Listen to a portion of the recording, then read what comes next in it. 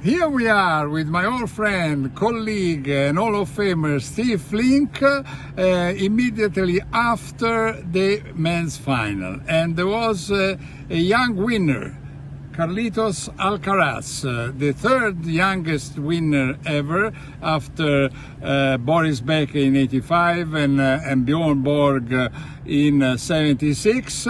Well, Steve, did you expect that? And do you think that Djokovic could have been playing better?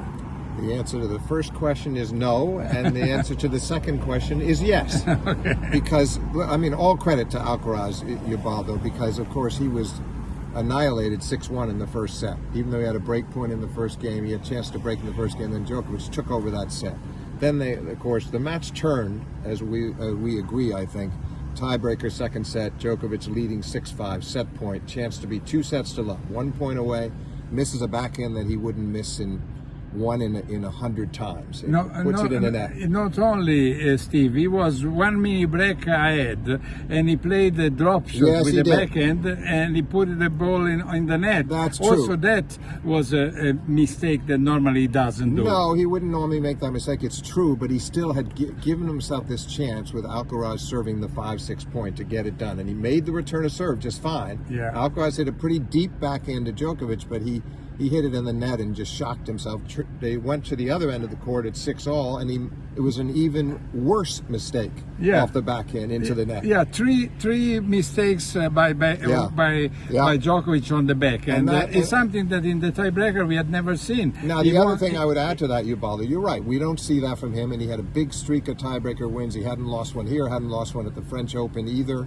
15 he was in a on row. a tear, and so I think that it wasn't just that he lost the tiebreaker, it was the way that he lost it, and that really cost him the third set. As you know, normally he can regroup pretty quickly after losing a difficult set, and he says, okay, I'm starting over, forget that. He couldn't get that out of his mind. It was very clear throughout the third set. He lost that 27-minute game in the middle of the set, 13 deuces for the second break, and the next thing you know, he's lost 6-1 set. Having won the first set 6-1, he's lost the third 6-1.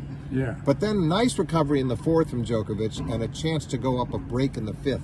And he came in and it looked like he had Alcaraz, and he missed a swing volley, a forehand drive volley.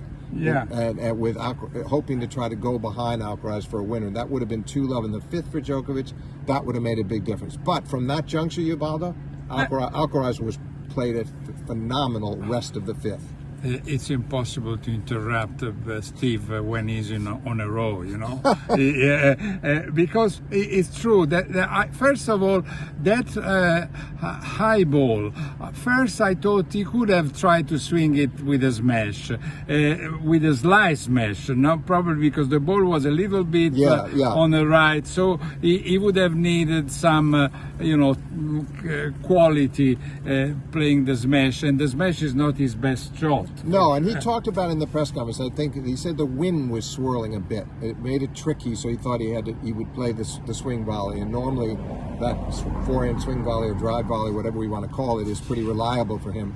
And you're right. I think maybe had he just decided to play a slice overhead across court, it might have gotten. And then that's another huge point, because he'd broken serve twice in the fourth set. He had all the momentum with him. If he gets an early break in the fifth, he probably is going to ride that to victory. Yeah. And instead, he lost his own serve in the next game and could never get the break back. And he broke the racket against the pole when it was broken. But by the way, he was asked about that in the press conference, and he said, he didn't say much. He obviously was frustrated. Nobody wants to talk about what an incredible sport he was afterwards. With Alcaraz in the presentation ceremony, congratulating Alcaraz, hugging Alcaraz.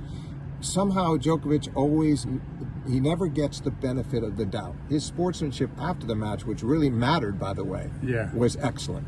Yes, and he was right to say that Alcaraz played a very solid last game, because a 20-year-old boy who was playing serving for the match, and he's down low 15, and he did some unbelievable one volley, almost diving, and then lunging backhand volley off a good pass from Djokovic.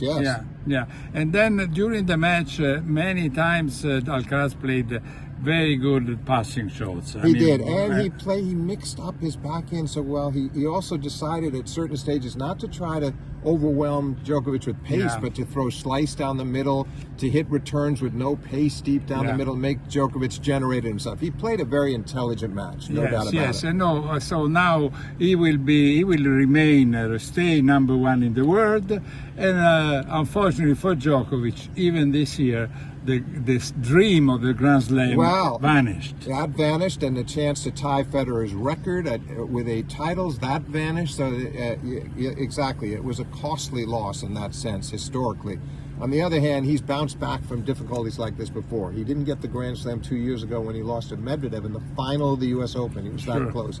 So I think he'll still be fine, and he'll come back strong in the summer, and he'll try to win the U.S. Open, where Alcaraz is trying to defend. Of course, he's defending, and we will defend our broadcast together with Steve Flink, my friend, colleague, and Hall of Famer. Thanks, Steve. Bye-bye. Thank you.